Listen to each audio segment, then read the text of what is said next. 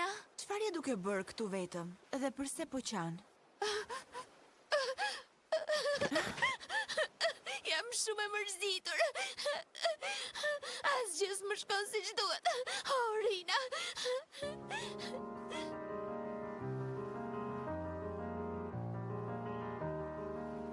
Tani e kuptova pse je kaq e mërzitur. E di, ndonjëherë djemtë janë të çuditshëm.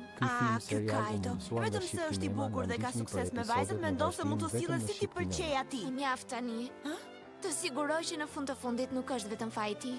Unë i thash gjëra vërtet të këqija.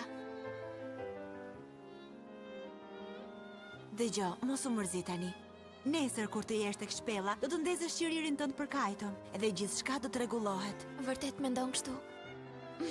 Ke të drejtë, do bëj gjithçka për ta fituar.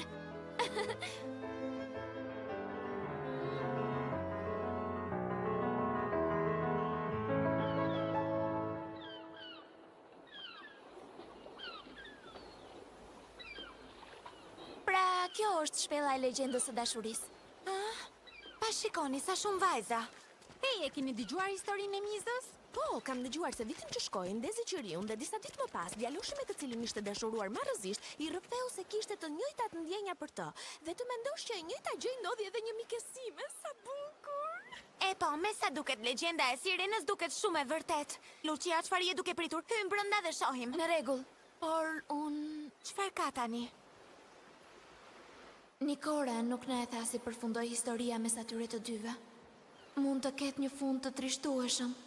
Pra tani ke ardhur deri këtu, provon të kënaqesh sadopak. Një herë të vetme, lëre me një anë atë lloj qëndrimi që ke gjithmonë ti. Çfarë do të thuash? Mund edhe të ofendohem.